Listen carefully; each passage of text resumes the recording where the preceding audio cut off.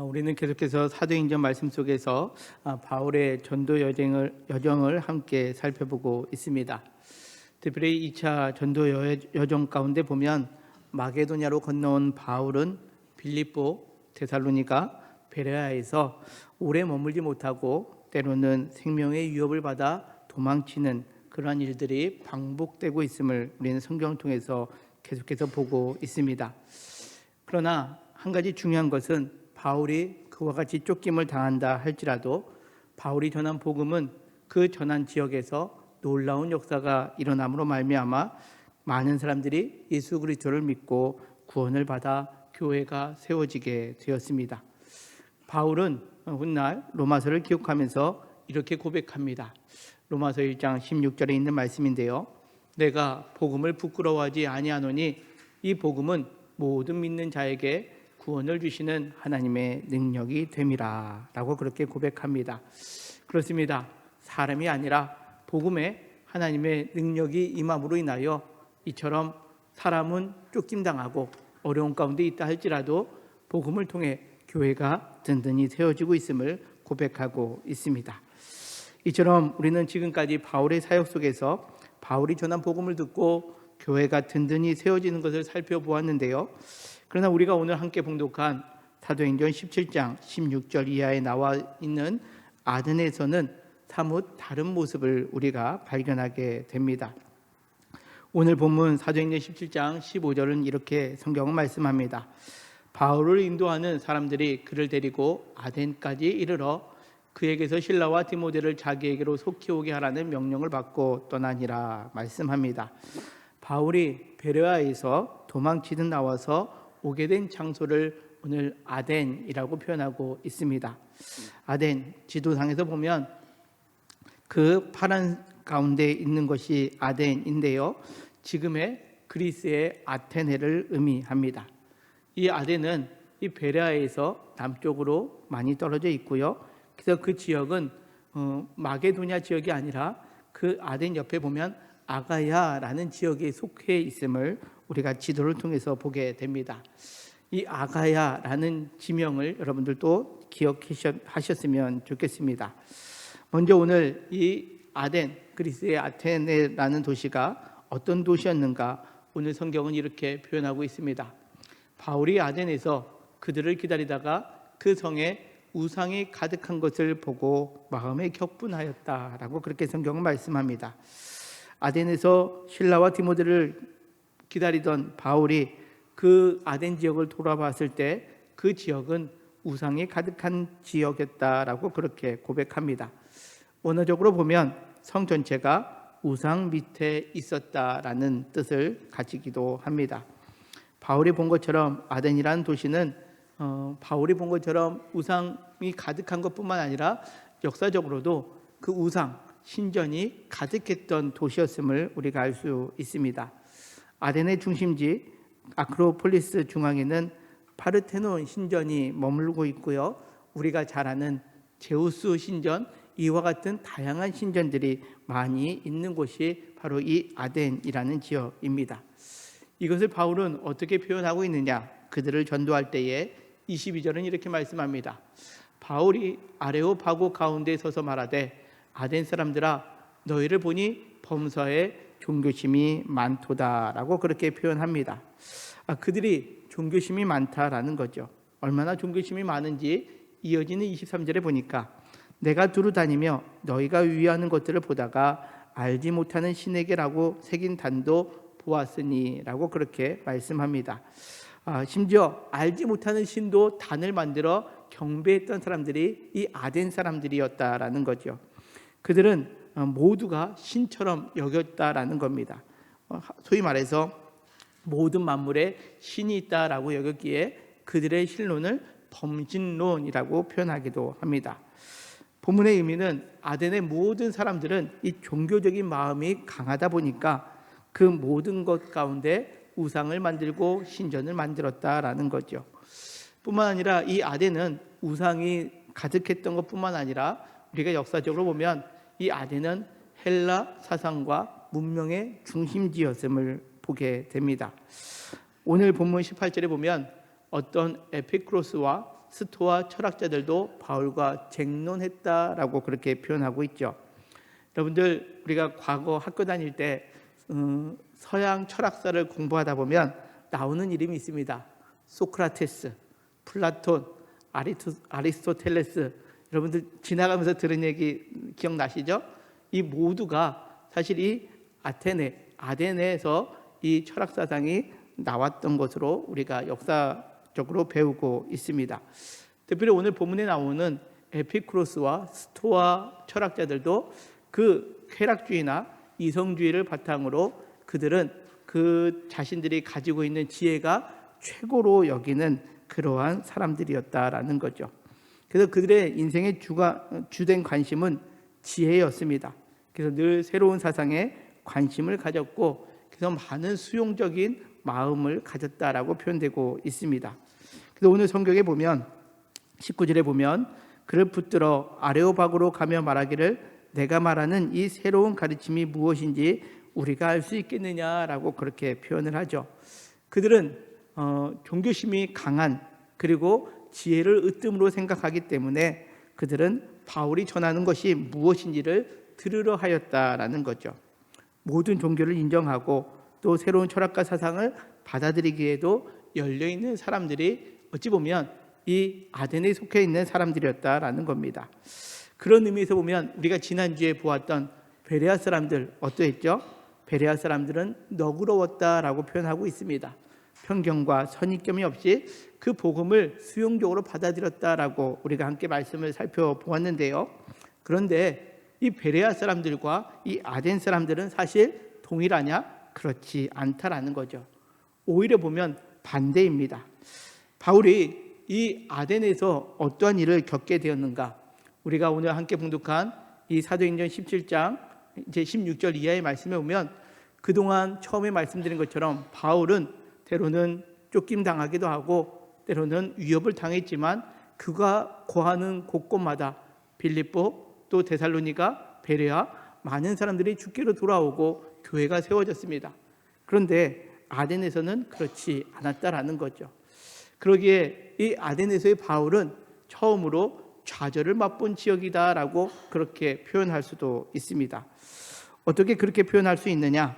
이어지는 32절의 말씀에 보면 그들이 죽은 자의 부활을 듣고 어떤 사람은 조롱도 하고 어떤 사람은 이 일에 대하여 내 말을 다시 듣겠다라고 말했다라는 거죠. 바울이 열심히 복음을 전했는데 어떤 사람은 조롱했다라는 겁니다. 그리고 내 말을 다시 듣겠다라고 말하고 있지만 그것은 수용적인 의미가 아니라 내가 가지고 있는 지혜가 너희보다 높다라는 의미에서 경멸의 의미에서 너 다시 나에게 말해봐 라는 그런 의미였다라는 거죠. 그러기에 이어지는 말씀에 보면 이에 바울이 그들 가운데서 떠났다라는 겁니다. 이 아덴에서 이 복음을 전했는데 바울이 원하는 것들을 얻지 못했기에 그들 가운데서 떠났고, 이어지는 34절에 보면 몇 사람이 그와 가까이하여 믿었다라고 표현되고 있습니다. 사실 그동안 우리가 바울이 전도한 지역에 보면 어떤 표현이 있습니까? 많은 사람들이 예수님을 믿었다라는 표현이 있고요. 또 그렇게 표현되지 않냐면 적지 아니하는 사람들이 예수님을 믿었다라고 표현되어 있습니다. 근데 이 아덴에서만큼은 단지 몇 사람이 그를, 즉 바울을 가까이하여 믿었다라고 표현하고 있으면서 이 17장에서 아덴에서의 여정을 끝맺고 있는 것을 보게 됩니다. 자, 왜 이와 같은 모습으로 이어졌는가? 한 가지 더 추가적으로 우리가 말씀을 살펴보면 고린도전서 16장 15절에 있는 말씀입니다. 우리 같이 한번 읽겠습니다. 시작. 형제들아, 스데바냐의 집은 곧 아가야의 첫 열매요 또 성도 섬기기로 작정한 줄을 너희가 아는지라. 아멘. 자, 바울은 아가야의 첫 열매를 언급하면서 고린도 교회에 있었던 스데바냐의 집을 아가야의 첫 열매다라고 그렇게 표현하고 있습니다. 여러분들 아까 아덴은 어느 지역이라고 말씀드렸죠? 이 아가야라는 지역입니다. 사실 성경의 흐름상으로 보고 바울의 전도 여정의 흐름상으로 보면 아가야의 첫 번째로 도착한 데는 아덴이었습니다. 그리고 이후에 간 곳이 고린도였습니다. 그런데 바울은 이 고린도에 편지할 때에 아가야의 첫 열매가 아덴이라고 표현하고 있습니까? 고린도에 있는 스데바냐의 집이라고 표현하고 있습니까? 스데바냐의 집이 아가야의 첫 열매, 즉 스데바냐가 그 집이 교회가 되었음을 의미합니다. 다시 말하면 이 아덴에서는 이 복음의 결실을 얻지 못했다라는 것을 우리는 이 고린도전서 16장을 통해서 유추할 수 있다라는 거죠. 그렇다면 왜 바울은 이 아덴에서 이와 같은 복음의 결실을 얻지 못했을까요? 철학 사상이 너무 강했기 때문에 그랬을까요? 그렇지 않습니다. 우리가 처음에 봉독했던 말씀, 로마서 1장 16절에 있는 말씀처럼 복음에는 하나님의 능력이 있습니다. 그럼에도 불구하고 이 아덴에서 바울은 이 복음을 전하다 좌절을 맛볼 수밖에 없었을까요? 오늘 우리는 본문을 통해서 그 원인을 다시금 살펴보고자 하는데요.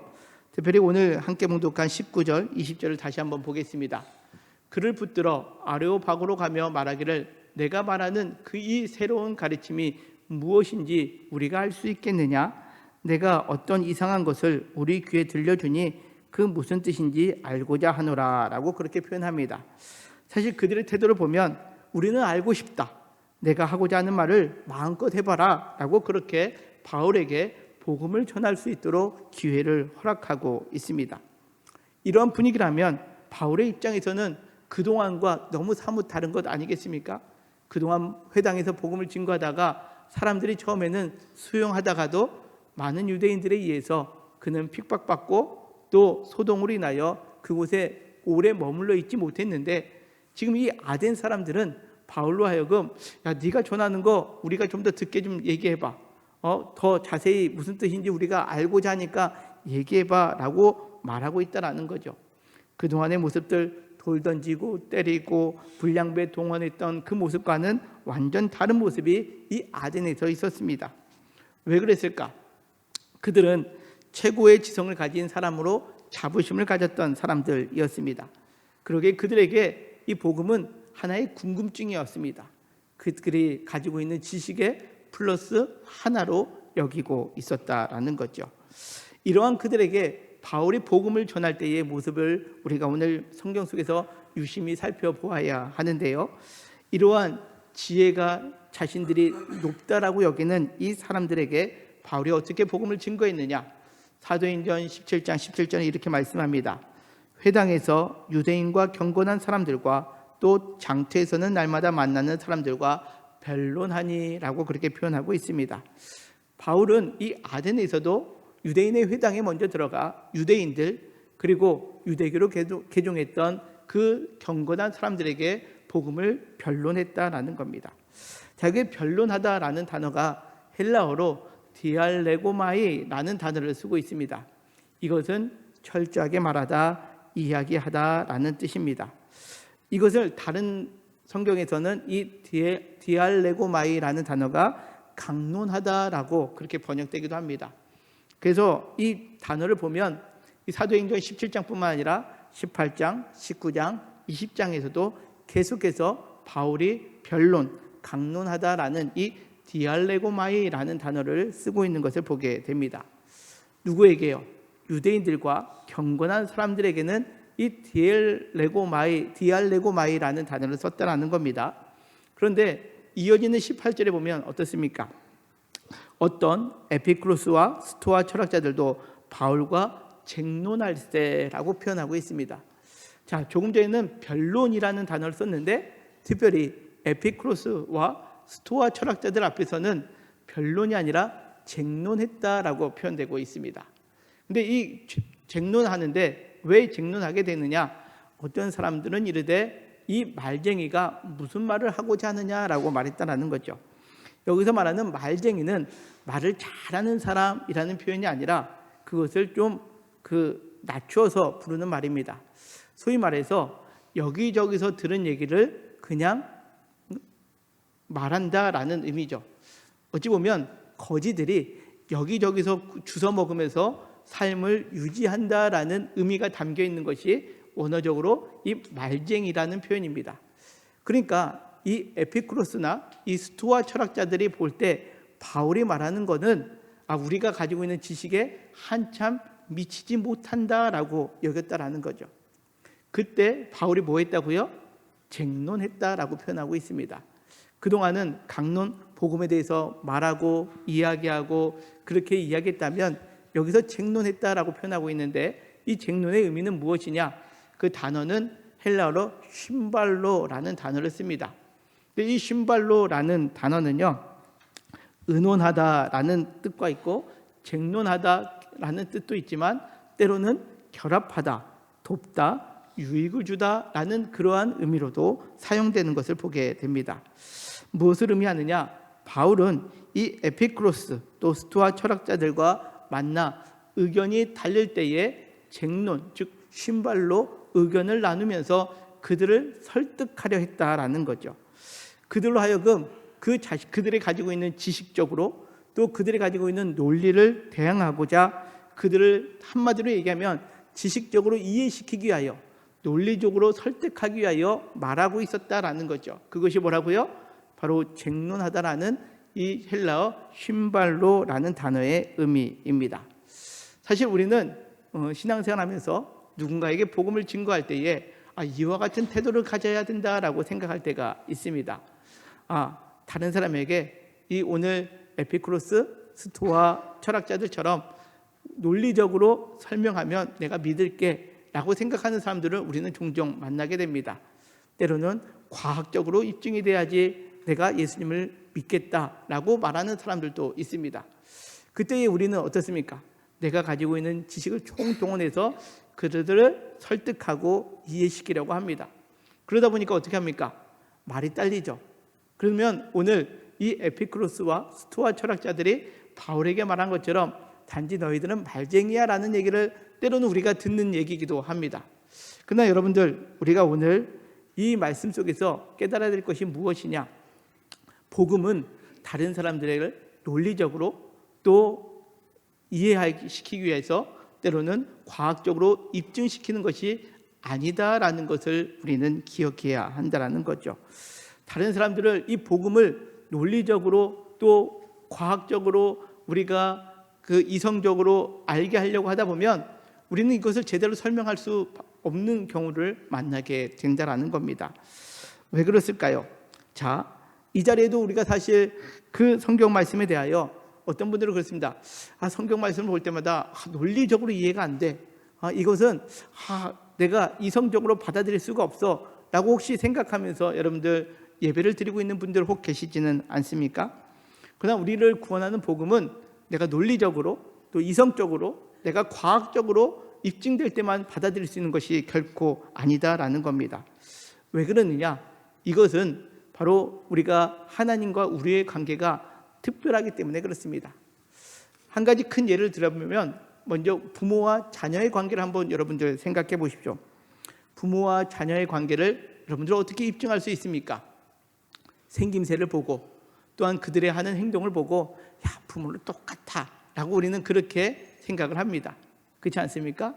또 요즘은 과학이 발달돼서 유전자 검사, 과학적인 유전자 검사를 통해서 부모와 자녀가 관계가 이루어졌다라고 말하는 경우들도 있습니다. 어찌 보면 이와 같은 외모, 또 행동, 아니면 과학적인 입증, 이런 것들이 우리가 부모와 자녀 간을 이룬다라는 입증할 수 있는 것처럼 우리가 생각할 수 있지만, 그러나 여러분들 부모와 자녀의 관계를 이런 과학적으로 논리적으로 입증하는 것으로 다 해결될 수 있다고 말할 수 있을까요? 그렇지 못한 경우들도 있습니다. 왜 그렇습니까? 부모와 자녀의 관계는 입증하는 것이 아니라 관계가 사랑의 관계이기 때문에 그렇습니다. 때로는 유전자 검사로 입증하지 못하는 부모와 자녀와의 관계도 있습니다. 어떤 경우 그렇습니까? 입양할 경우 그렇죠. 입양할 경우는 유전자는 다릅니다. 과학적으로 부모 자녀 간이 입증이 안 되죠. 하지만 사랑으로 키우면 그 관계는 부모와 자녀의 관계가 되는 것 아니겠습니까? 하나님과 우리의 관계도 마찬가지입니다.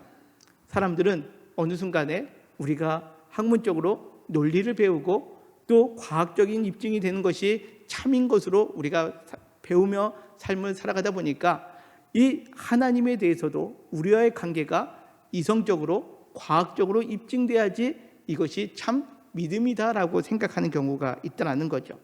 그러나 이 하나님과 인간의 관계를 논리적으로 다 이해할 수 있을까요? 그렇지 못합니다.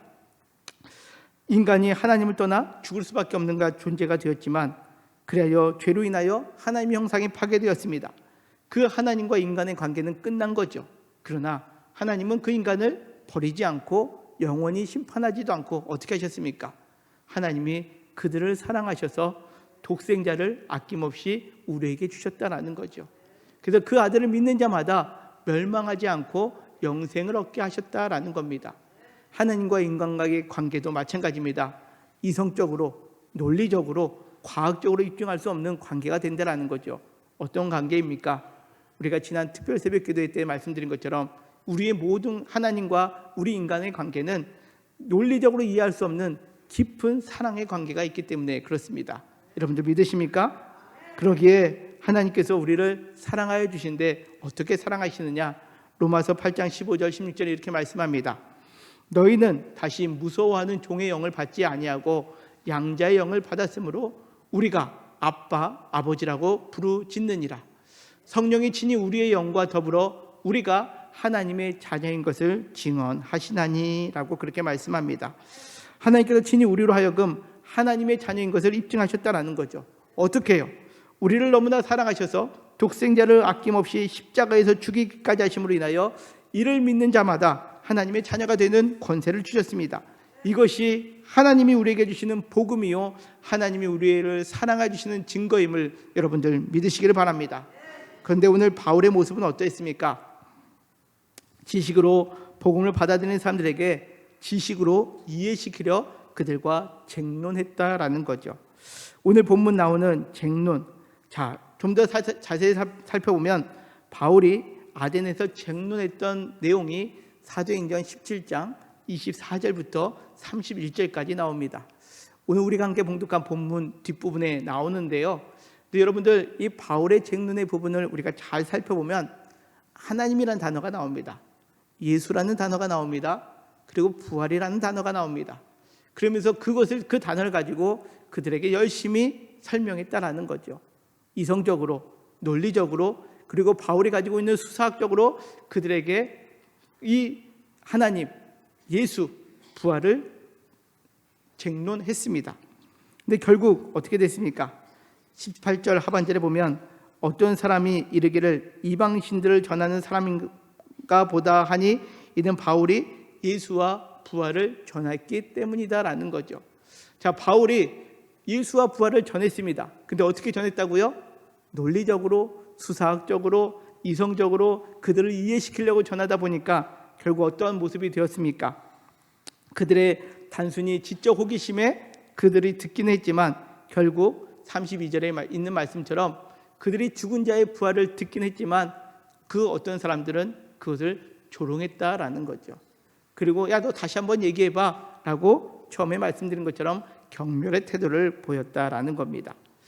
결국 이후에 바울은 아덴을 떠나 그 다음에 전도 현장인 고린도로 옮겼습니다. 그리고 이후에 이 고린도 사람들에게 쓴 편지가 우리가 잘 알고 있는 고린도 전서 후서의 내용인데요. 자, 고린도 전서에서 바울은 이와 같이 고백을 합니다. 고린도 전서 1장 18절 이하에 있는 말씀인데요. 십자가의 도가 멸망하는 자들에게는 미련한 것이요 구원을 받는 우리에게는 하나님의 능력이라. 기록된 바 내가 지혜 있는 자들의 지혜를 멸하고 총명한 자들의 총명을 폐하리라 하였으니 우리 20절부터 같이 읽겠습니다. 시작. 지혜 있는 자가 어디 있느냐? 선비가 어디 있느냐? 이 세대의 변론가가 어디 있느냐? 하나님께서 이 세상의 지혜를 미련하게 하신 것이 아니냐? 하나님의 지혜에 있어서는 이 세상이 자기 지혜로 하나님을 알지 못함으로 하나님께서 전도에 미련한 것으로 믿는 자들을 구원하시기를 기뻐하셨도다. 아멘. 사실 이 고린도전서 1장 18절 이하에 있는 내용은 바울이 자신이 아덴에서 겪었던 그 마음 아픈 것을 끄집어내고 있는 겁니다. 바울은 아덴에서 당대 최고의 지성들 앞에 쟁론했습니다. 쉰발로 그들에게 복음을 설명하려고 이해시키려고 했다라는 거죠. 하지만 바울이 가진 모든 지혜와 그리고 언어학적, 수사학적 그 변증을 통해서 그들이 그 복음을 전했지만 그들에게 전한 것은 무엇이었다? 미련한 것이었다라고 스스로 고백하고 있는 겁니다. 바울은 아덴을 떠나 훗날 고린도에서 머물러 있고 그것을 고린도에서 깨닫게 된 거죠. 그래서 이 세상에 자기 지혜로는 무엇을 알 수 없다? 하나님을 알 수 없고 하나님은 전도에 미련한 것으로 믿는 자들을 구원하시기를 기뻐하셨다라는 겁니다. 이 전도에 미련한 것이 무엇일까요? 자, 이어지는 22절에 보면 이렇게 성경 말씀합니다. 유대인은 표적을 구하고 헬라인은 지혜를 찾으나, 같이 읽겠습니다. 시작. 우리는 십자가에 못 박힌 그리스도를 전하니 유대인에게는 거리끼는 것이요 이방인에게는 미련한 것이로되 오직 부르심을 받은 자들에게는 유대인이나 헬라인이나 그리스도는 하나님의 능력이요 하나님의 지혜니라. 아멘. 그렇습니다.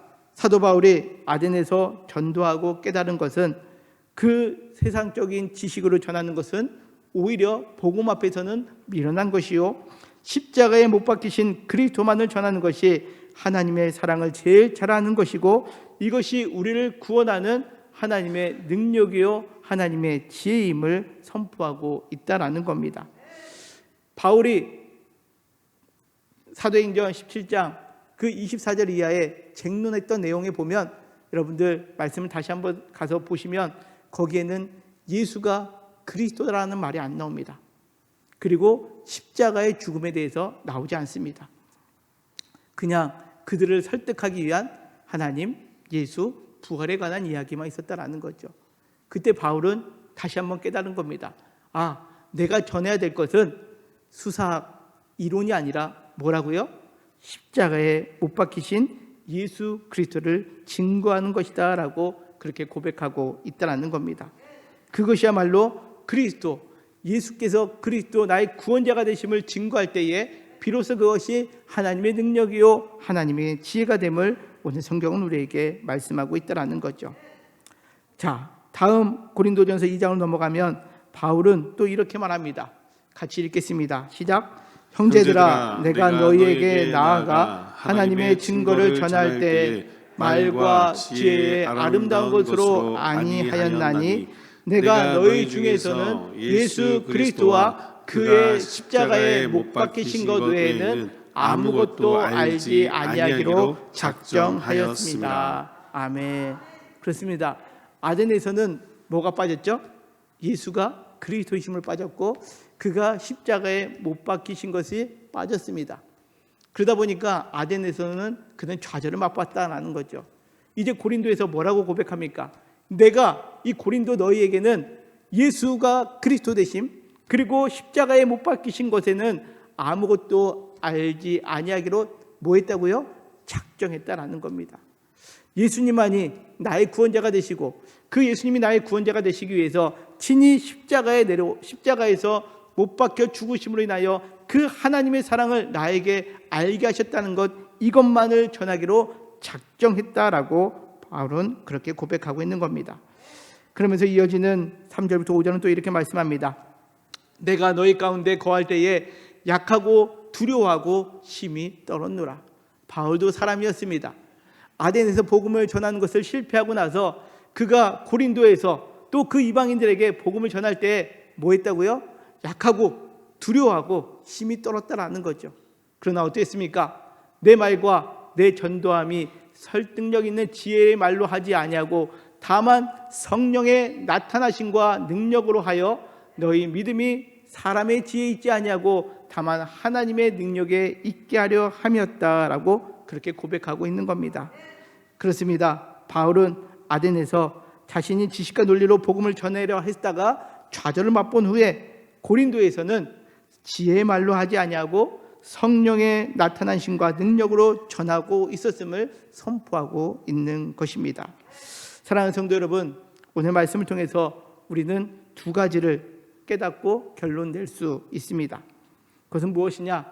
첫째는 복음을 지식적으로만 받아들여야 한다면 그 말씀이 내 안에서 복음의 능력으로 나타나지 못한다라는 거죠.